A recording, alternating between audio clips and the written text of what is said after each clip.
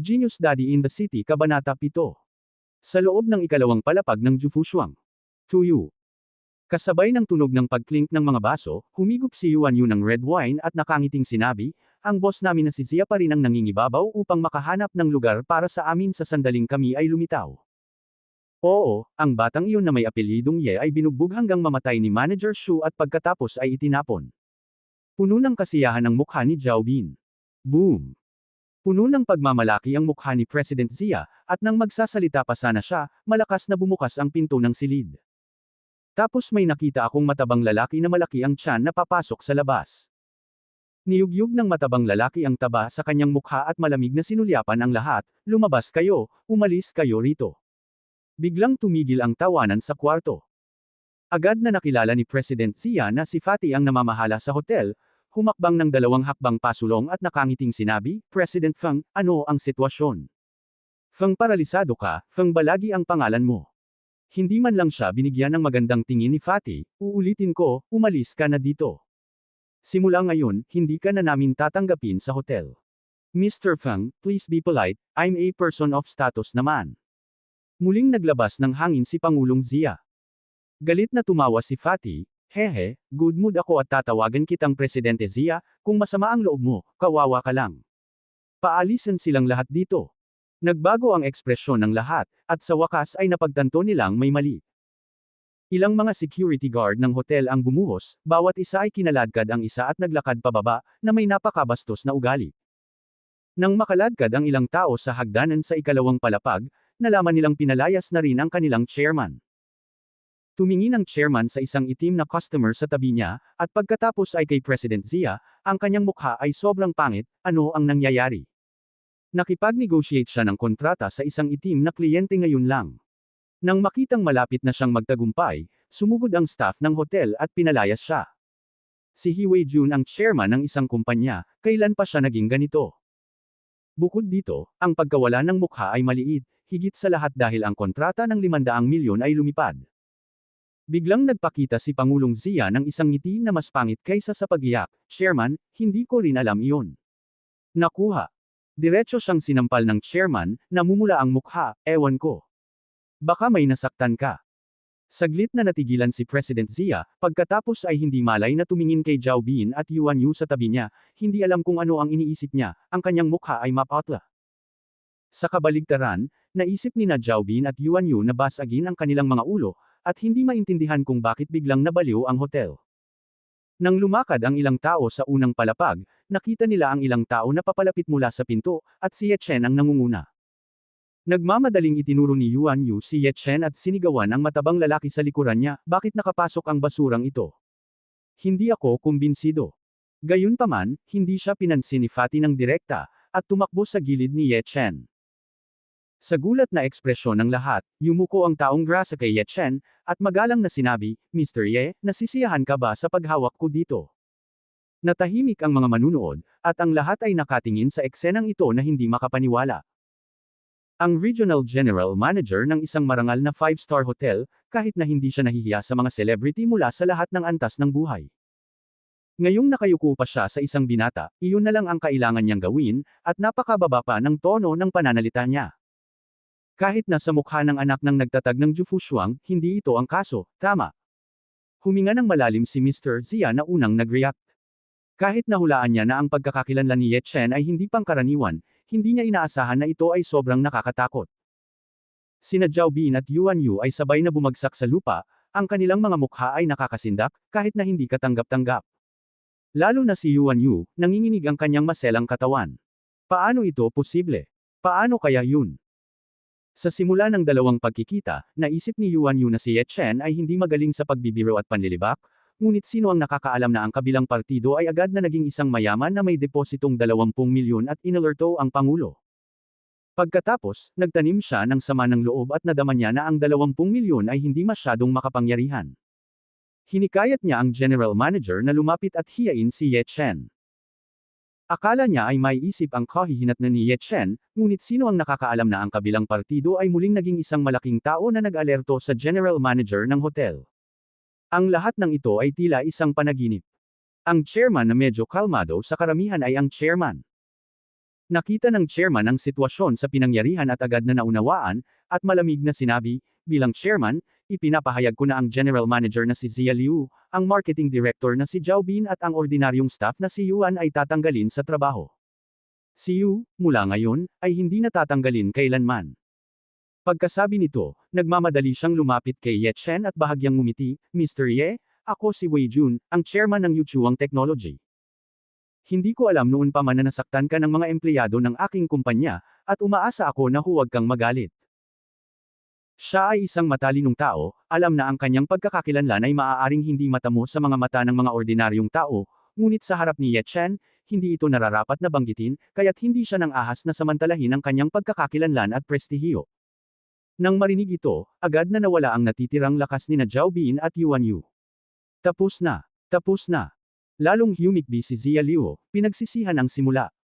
Sa harap ng paghingi ng tawad ni Wei Jun, bahagyang ngumiti si Ye Chen, hindi kailangang gawin ito ni Mr. Wei, palagi akong may malinaw na mga hinaing. Tuwang-tuwa si Wei Jun, at agad na umalis kasama ang mga tao, hindi man lang tumitingin sa tatlong tao sa lupa sa buong oras. Lumingon si Ye Chen kay Lin Tai sa likod niya at sinabing, nasaan ang kwarto? Sa pinakamataas na ikalimang palapag, ang pinakamataas na pribadong silid. Ngumiti si Lin Tai, nanguna at inakay si Ye Chen sa itaas. Marvin Ye. Biglang napaupo si Yuan Yu sa lupa at umiyak, bakit? Bakit gusto mo kaming paglaruan ng ganito? Yamang mayaman ka, bakit ka nagbihis noong una? Dahil malaki kang tao, bakit hindi mo na lang sabihin? Hehe, pinaglalaruan mo ba kami para masaya? Nang marinig ito, natahimik si Ye Chen ng ilang segundo, at sinabi ng hindi lumilingon, gumagawa ako ng mga bagay sa buong buhay ko, Ye Chen, bakit kailangan kong magpaliwanag sa iba? 5 taon na ang nakalipas, nalunod siya sa ilog. Nakaranas siya ng kawalan ng pag-asa, naranasan ang buhay at kamatayan, at 3,000 taon ng karanasan sa paglilinang sa sarili ang nagpatatag sa kanyang isip ng tawista, na nagwasak ng makamundong mga lumang bagay at walang kabuluhan. Mahalaga ba ang mga luxury car, villa, at sikat na relo? Isa pa, sa tuwing makakakita siya ng tao, kailangan niyang sabihin sa kausap, mayaman ako, kaya kung linangin ang sarili ko, hindi mo ba ako kinukutya, pati ako ay guluhin. Nag-iwan ng pangungusap, dumiretso si Ye Chen sa itaas sa ilalim ng gabay ni Lin Tai. Si Zhao Bin at Yuan Yu ay sunod-sunod ding pinaalis sa hotel. Humihikbi si Yuan Yu at tumingin kay Zhao Bin nang may kawalan ng pag-asa, Bin, ano ang dapat nating gawin ngayon? Nakuha. Sinampal ni Zhao Bin ang kanyang mukha ng isang sampal, na may masamang ekspresyon, ano ang dapat kong gawin? Dunima, mabahong asong babae, kasalanan mo ang lahat. Ikaw. Sinaktan mo ako. Tinakpan ni Yuan Yu ang kanyang mukha at hindi makapaniwalang tumingin sa kanya. Pinalo ka. Gusto pa kitang patayin. Sinipa siya ni Zhao Bin at diretsyong sinipa sa lupa, na nagmumura, mabahong asong babae, nagawa kong umakyat sa posisyon ng supervisor, ngunit ngayon ay wala nang natitira, na ginagawang mababa ang tingin mo sa iba at hinahayaan kang walang pakialam. Tikom ang iyong bibig. Iniunat ni Yuan Yu ang kanyang mga daliri at hinawakan siya ng walang kontrol, nakipag-away ako sa iyo. For a time, diretsyong nag-away ang dalawa at walang imahe sa harap ng mga pedestrian. Sa ikalimang palapag ng Jufushuang, sa pinakamataas na pribadong silid. Umupo si Ye Chen sa pangunahing upuan, kasama ang mga naka-uniformeng waiter na naghahain ng mga pinggan paminsan-minsan. Matapos may hain ang lahat ng 12 ng pinggan, may nagdala ng bote ng Bordeaux red wine na kilala bilang Queen of Enamel Wine. Pinuno ni Lin Tai ang 2 tasa, kinuha ang isa sa mga tasa, tumayo at tumingin kay Ye Chen, at sinabing, Mr. Ye, si Lin ay isang bastos na tao at hindi nagsasalita ng anuman. Iginagalang kita para sa tasa na ito, na isang bagay sa pautang ni Bao Ku noong nakaraan. Paumanhin sa iyo. Pagkasabi nito, uminom siya ng kalahating baso ng red wine sa isang lagok, nagbuhos ng isa pang baso, at sinabing hindi nagbabago ang mukha, saludo ulit ako sa basong ito, at hihingi ng paumanhin sa makamandag na ahas na nasaktan ko kayo at ang mga kaibigan mo sa internet cafe noong nakaraan. Sunod-sunod na tasa. I also respect you for this cup, at nahihiya ako na napabayan ka ng hotel kanina. Pagkatapos uminom ng 3 baso ng red wine, sa wakas ay nagpakita ng pamumula ang mukha ni Lin Tai. Marahas niyang ipinalakpak ang kanyang mga kamay, biglang bumukas ang pinto ng silid, at pumasok ang 2 malalaking lalaki kasama ang isang binata. Ang binata ay ang kapatid na ahas na nakilala ni Ye Chen sa internet cafe noon. Sumigaw si Lin Tai, malason na ahas, huwag lumuhad kay Mr. Ye. Path. Ang makamandag na ahas ay lumuhad ng husto sa sahig, nakaharap kay Ye Chen, na may determinadong mukha. Mr. Ye, huling beses na nagkaroon ako ng mga mata ngunit hindi ko alam ang Mount Tai. Nandito ako ngayon para hilingin sa iyo na magkasala. Isang tao ang gumagawa ng trabaho at ang isa ay may pananagutan. Hinihiling ko lang sa iyo na huwag magalit kay Brother Leopard. Bumagsak ang boses. Inabot niya at kinuha ang isang tasa mula sa mesa, kumatok ng malakas sa sulok ng mesa, isang matalim na puwang ang lumitaw sa tasa, at pagkatapos ay hindi namamalayan na kumamaw ito patungo sa kanyang leeg. Mabilis ang serye ng mga aksyon, at walang pag-aalinlangan. Bahagyang ipinikit ni Lin Tai ang kanyang mga mata, mukhang hindi makayanan. Ang makamandag na ahas ay sumunod sa kanya sa loob ng halos 20 taon, at isinilang at namatay para sa kanya ng maraming beses, ngunit ang kanyang kasalanan ay ang masaktan ang iba, at siya ay isang tao na hindi man lang masaktan ang kanyang sarili. At ngayon din. Nakita kong dumampot si Ye Chen ng mani, pinitik ito ng daliri, at mabilis na inatake ng mani ang makamandag na ahas. Ding!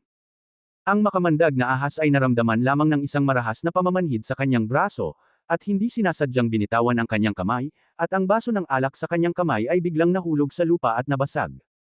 Mr. Oo, ito. Si Lin Tai at ang makamandag na ahas ay sabay na tumingin kay Ye Chen, ang kanilang mga mukha ay naguguluhan, ngunit sila ay natakot dahil si Ye Chen ay bumaril ng napakabilis. Sinulyapan ni Ye Chen ang makamandag na ahas, at isang ngiti ang lumitaw sa kanyang nagyayalong mukha, iginagalang kita bilang isang lalaki, kaya panatilihin ang iyong buhay. Mukhang natigilan ang ulupong. Ito. Okay lang ba? Tuwang-tuwa si Lin Tai, bigla siyang hinampot sa ulo, at napangiti, mabahong bata, pinapatawad ka na ni Mr. Ye, kaya huwag kang magmadali at salamat. Salamat, Mr. Ye, salamat, Mr. Ye.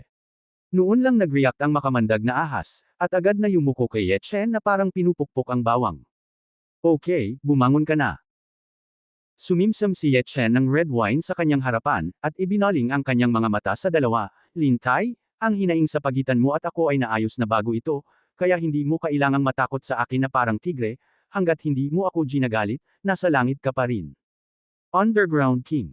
Siyempre, kung matigas ang ulo mo at pipilitin mong subukan ang talon ko, mabubusog din kita.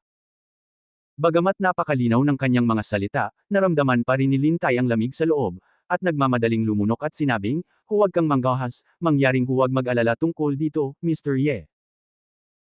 Sa pagtatapos ng talumpati, naglabas siya ng isa pang susi sa kanyang katawan, at ibinigay ito kay Ye Chen ng may paggalang, Mr. Ye, alam ni Lin na hindi ka isang ordinaryong tao, at hindi mo minamaliit ang mga bagay na bulgar na ginto at pilak, at nagkataon na mayroon akong isang gusali sa aking kamay.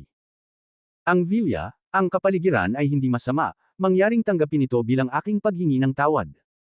Mr. Ye, please accept it. Yumuko rin ang makamandag na ahas. Ganun pa man, hindi siya nabigla.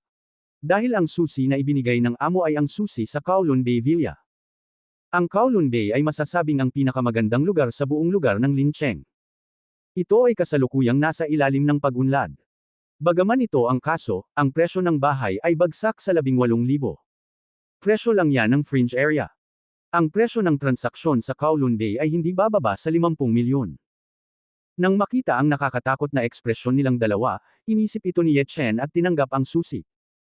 Kung mayroon kang villa na ito, maaari mong isaalang-alang ito bilang ang silid ng kasal mo at niyuhan sa hinaharap. Thank you Mr. Ye for accepting it.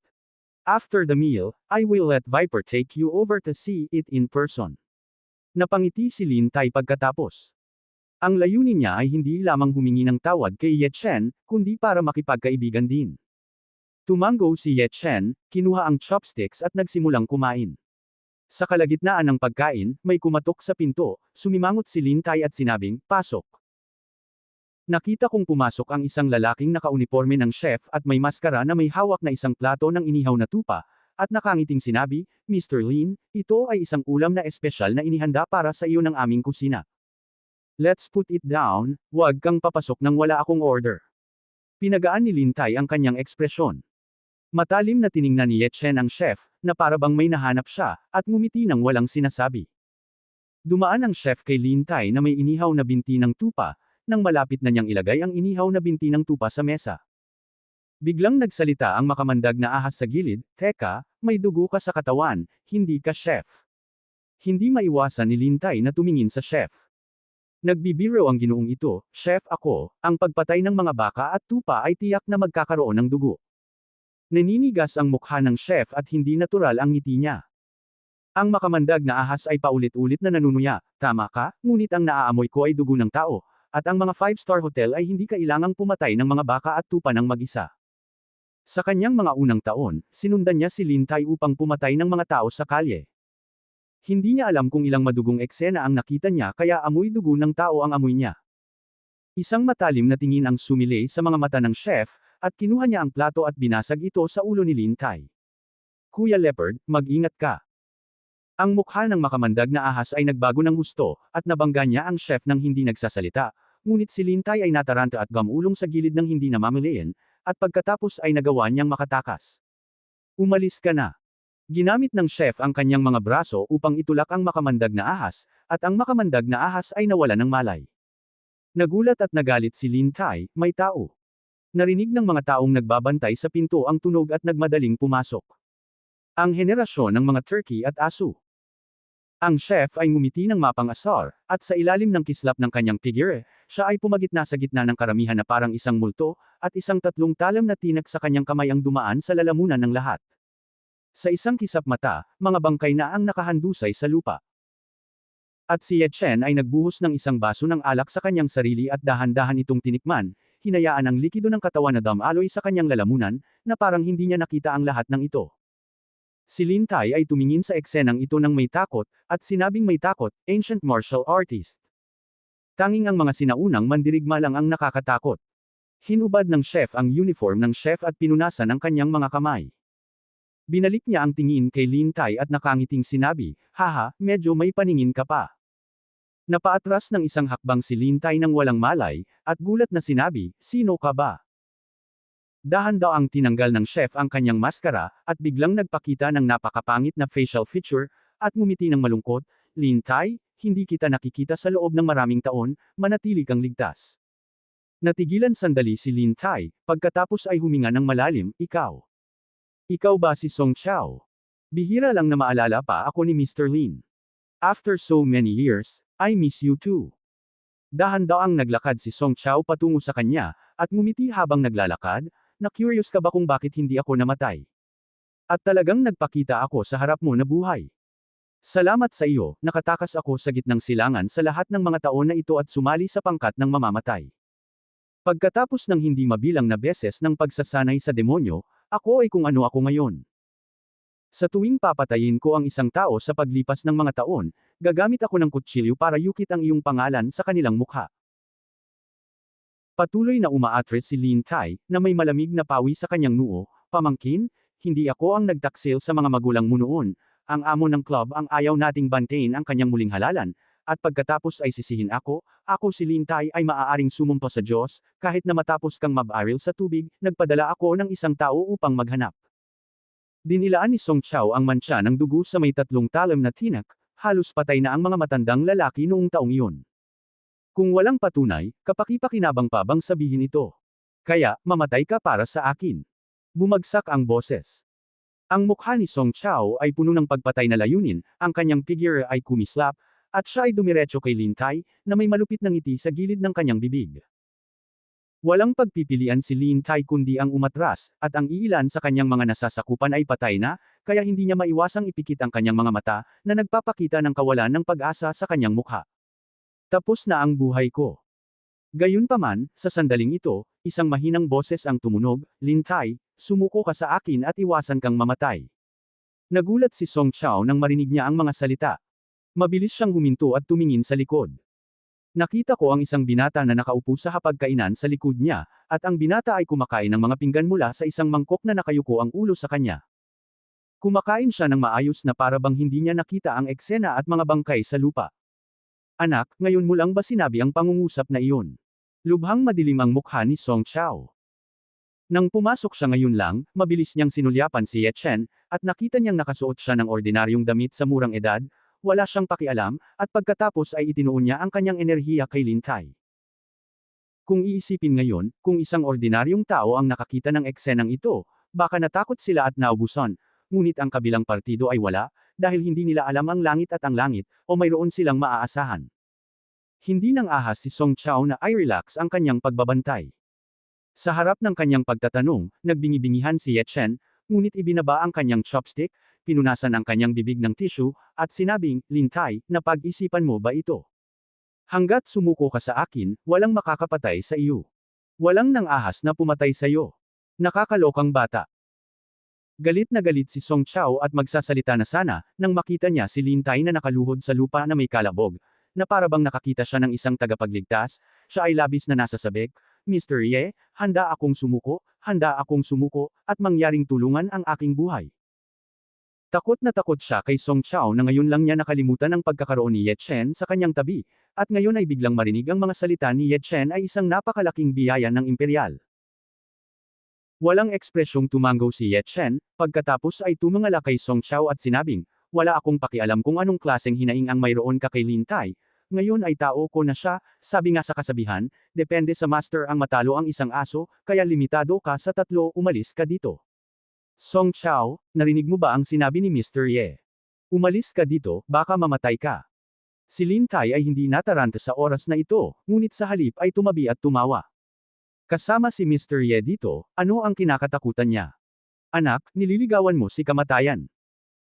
Umungol si Song Chao, ang kanyang mukha ay ganap na napalitan ng kahindek-hindek, siya ay pumutok ng isang kamao, at ang hangin ng kamao ay umaalingaw-ngaw sa buong tao, na tinakpan ang kanyang katawan ng mabangis na enerhiya, at nagmamadaling lumapit kay Ye Chen. Kasabay nito, ang kanyang mga mata ay nakatuon sa ekspresyon ni Ye Chen, sinusubukang makita ang takot na harapin ang kamatayan mula sa mukha ni Ye Chen. Gayunpaman, umiling si Ye Chen, bueno, ibinigay na sa iyo ang pagkakataon, ngunit hindi mo ito pinahahalagahan sa iyong sarili. Bumagsak ang boses.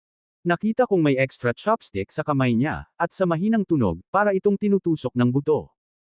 Biglang nanlamig ang anyo ni Song Chao, nanlaki ang kanyang mga mata, at puno ng hindi makapaniwala ang kanyang mukha. May dagdag na chopstick sa kanyang noo, at ang kalahati ng chopstick ay malalim na ipinasok sa bungo. Boom!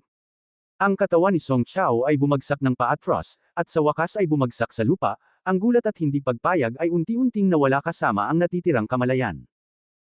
Mula sa kanyang pagbaril hanggang sa kanyang kamatayan, ito ay talagang hindi umabot ng higit sa 3 paghinga, kahit na ang sulok ng damit ni Ye Chen. Puno ng takot ang mukha ni Lin Tai sa gilid. Sa isang iglap, napatay niya ang higit sa 100 mga nasasakupan niya, at si Song Chao, na hindi niya nagawang lumaban. Namatay lang ng ganito. Pinatay pa ng chopstick.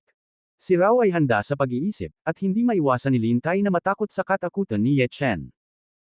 Pagkatapos niyang mag-react, dali-dali siyang naglakad papunta sa katawan ni Song Chao, sinipa siya ng marahas, at ngumisi, gusto mo pa ba akong patayin ng munting bastard mo? Ako ba, maayos na ang buhay ko ngayon, pero bumangon ka at patayin mo ako. Ano?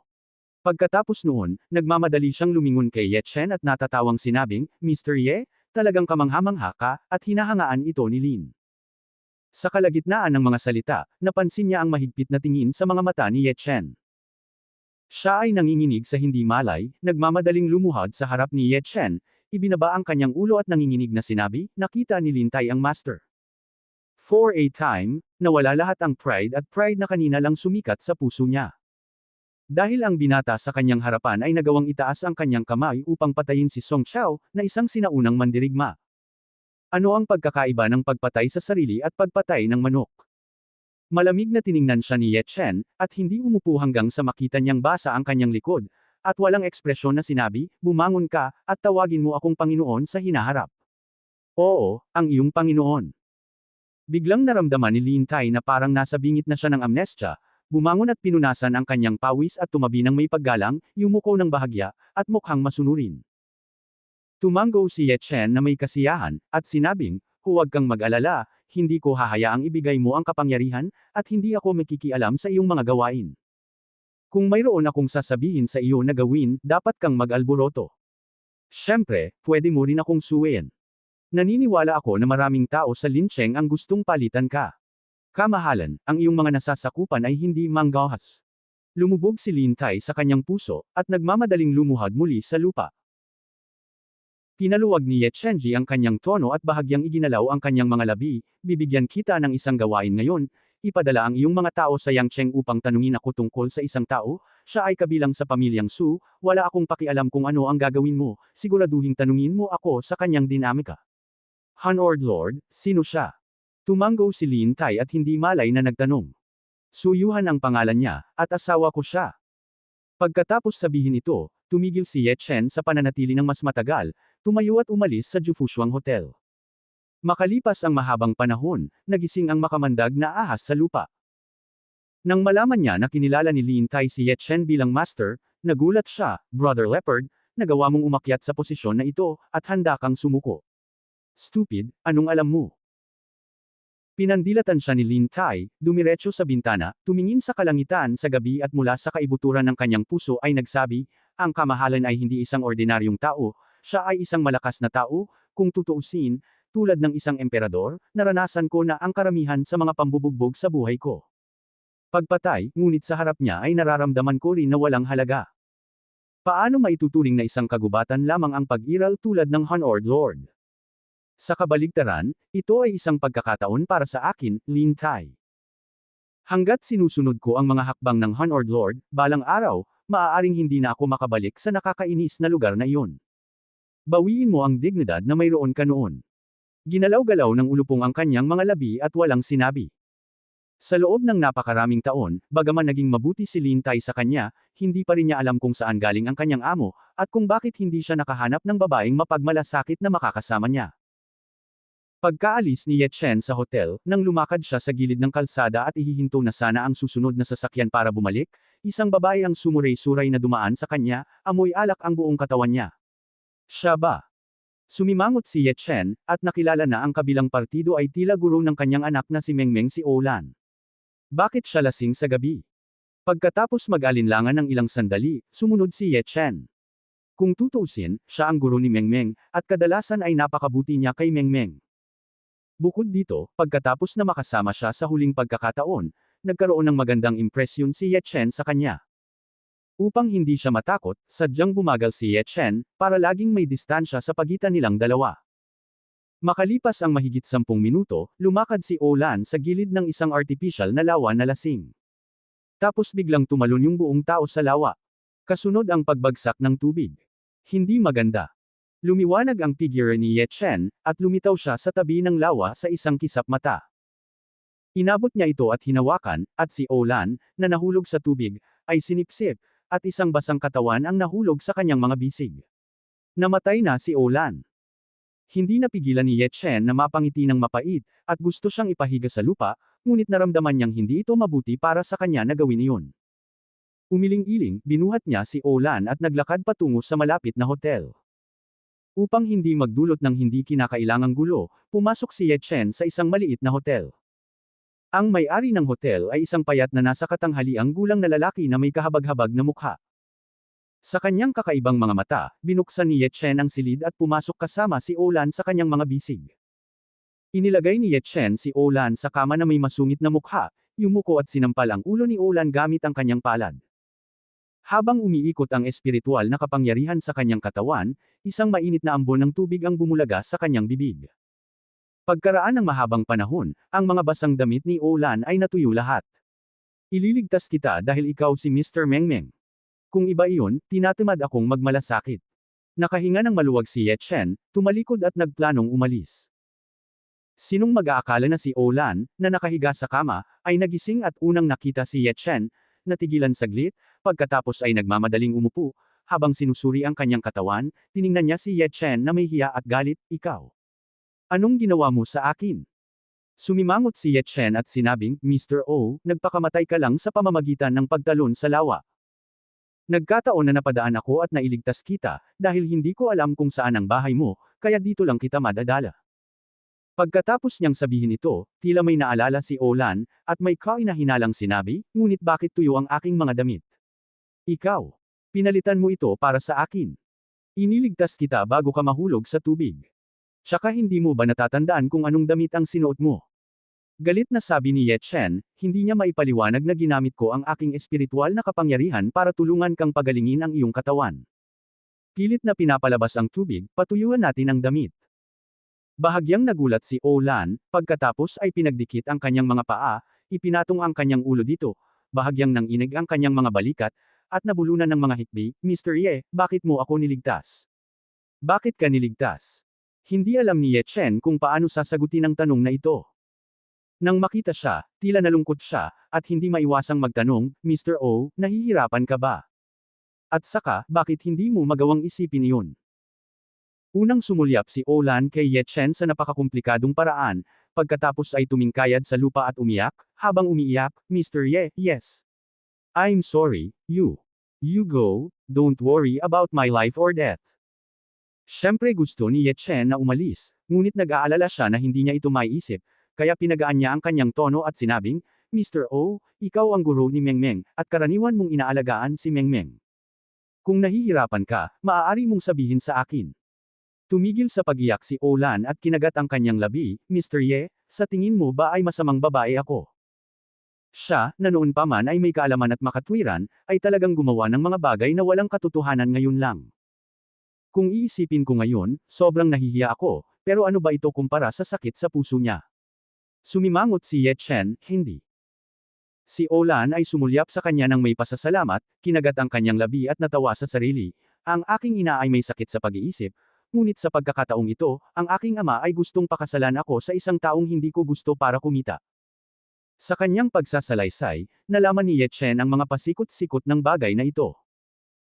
Ito ay lumabas na ang ina ni Olan ay emosyonal na pinasigla 3 taon na ang nakakaraan, na humantong sa isang mental disorder, at ang kanyang isip ay nabawasan sa isang bata na 3 o 4 na taong gulang.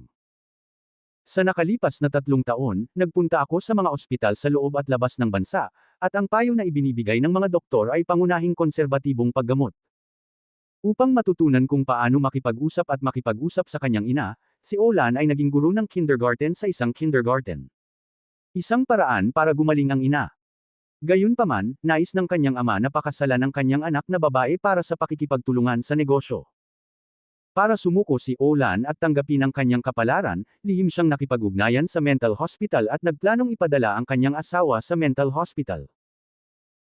Matindi ang pagtutol ni Olan, dahil isang araw nang kasama niya ang kanyang ina, maaari pa rin siyang tumanggi sa kadahilanang hindi pa nagigising ang kanyang ina at hindi siya nakikitang nakasuot ng damit pangkasal, ngunit kapag nadala na ang kanyang ina sa mental hospital, magiging madali na ang lahat ng susunod. Hindi niya kayang pigilan. At si Olan ay nagkaroon ng matinding away sa kanyang ama sa ospital ngayon, galit na sinara ang pinto at lumabas para maglasing sa kalye, at sa wakas ay naisipan pa niyang maghanap ng kawalan ng paningin. Matapos pakinggan ito, agad na nawala ang puso ni Ye Chen, at hindi niya napigil ang matawa, mamamatay ka o mabubuhay, kaya iyon ang dahilan. Nang marinig ito, nagmamadaling ibinaba ni Olan ang kanyang ulo, isang kulay rosas na kulay ang lumitaw sa kanyang magandang mukha, hanggang sa umabot ito sa ilalim ng kanyang mga tainga. Nakaramdam siya ng hiya sa isiping muntik na siyang magkamali sa ama ng estudyante kanina. May pamilya pa ang kabilang partido, kaya hindi ba halos madiskeril siya ng kanyang ugali. Nag-isip sandali si Ye Chen at sinabing, huwag kang mag-alala, kaya kong gamutin ang sakit ng iyong ina. Ayaw niyang makialam sa sarili niyang negosyo, ngunit naisip niya na ang kabilang partido ay ang head teacher ng kanyang anak, at mahal na mahal niya ang kanyang anak. Anong sabi mo? Ikaw? Kaya mo bang gamutin? Natigilan si Olan, iniisip na mali ang narinig niya.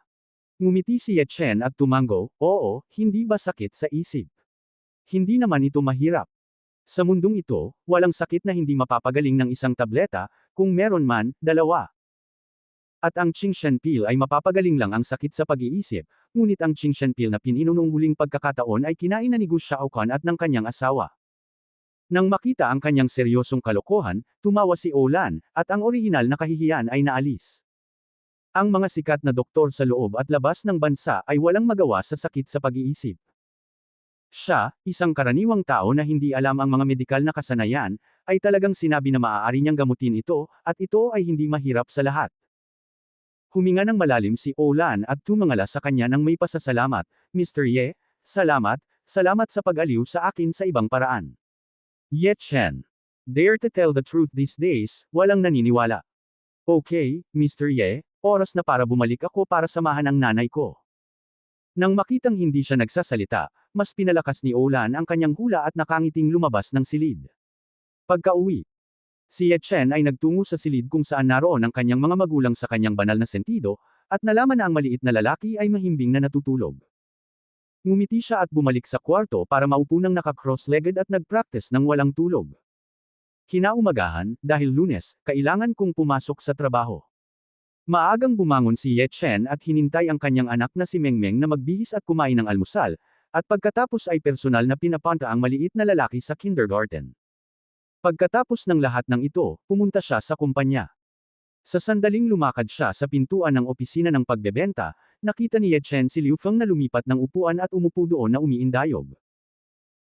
Sa sandaling nakita niya siya, agad na tiningnan ni Liu Feng ang piraso ng Vacheron Constantine sa kanyang kamay, at nakangiting sinabi, nahuhuli ng 10 segundo, ayon sa mga regulasyon sa pagdalo ng kumpanya, multang 100 yuan, mayroon ka bang opinyon?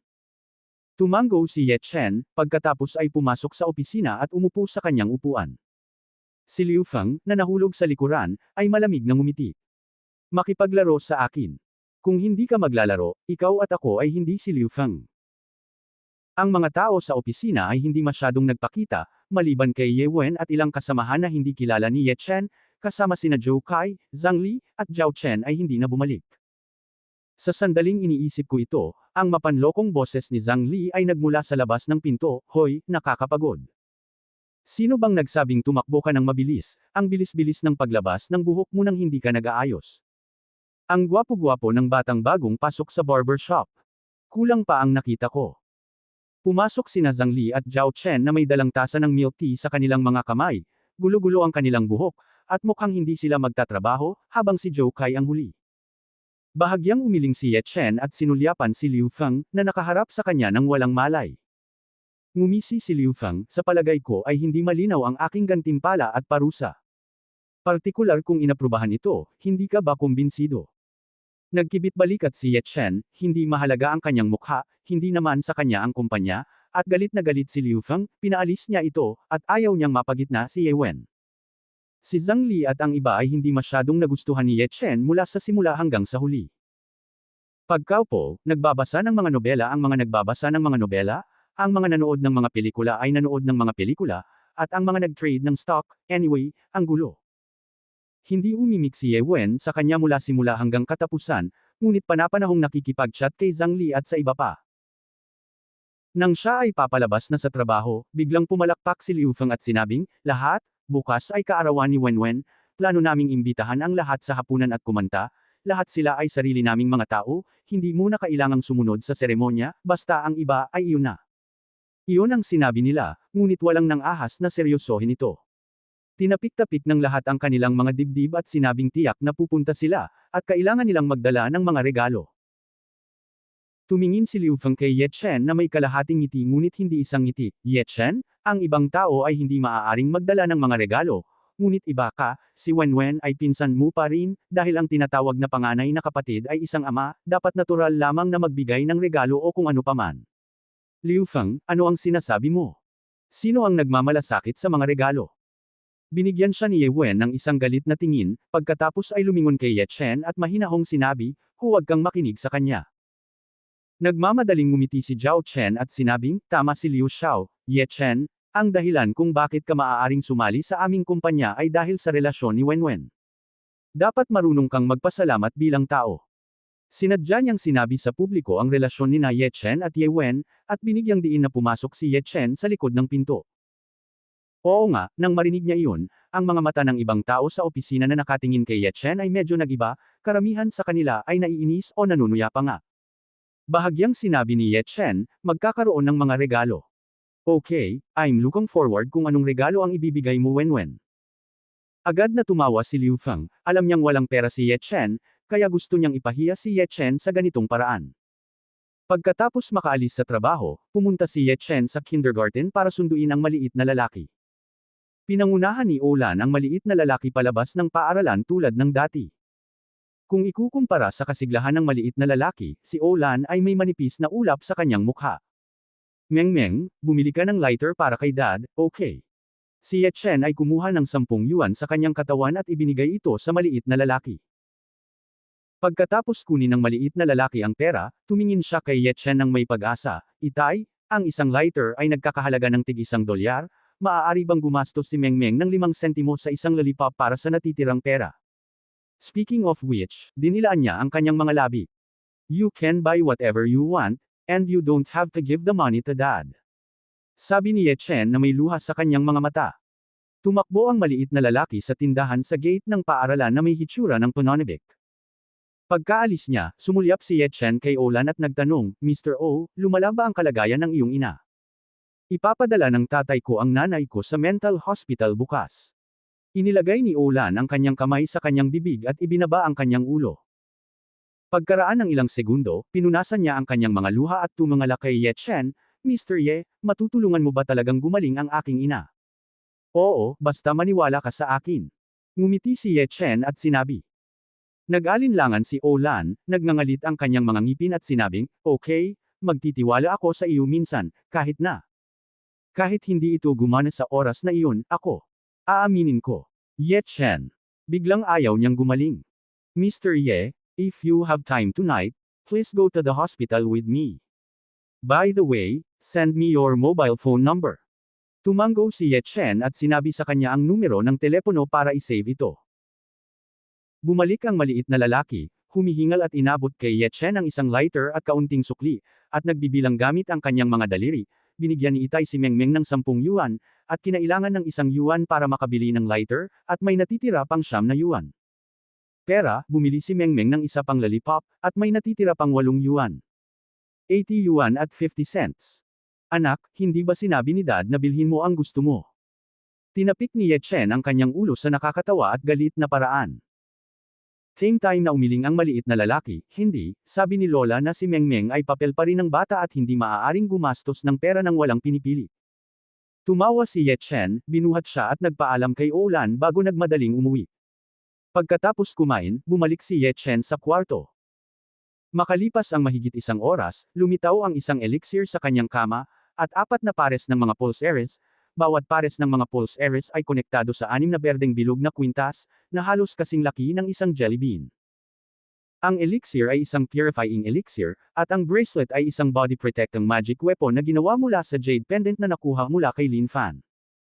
Ang jade pendant ay unang isinabot ni Lin Fan sa kanyang baywang, at nakuha ito ni Ye Chen sa kanya pagkatapos ng kanyang kamatayan. Nang magkita ang dalawa, nalaman ni Ye Chen na ito ay isang mababang antas na espiritual na jade na may espiritual na enerhiya sa loob nito. Noong una, siya ay orihinal na nagplano na pinuhin at dagdagan ang kanyang paglilinang mag-isa, ngunit ngayon pagkatapos malaman ng kumpanya na si Ye Wen ay nagdiriwang ng kanyang kaarawan, bigla siyang nagbago ng isip.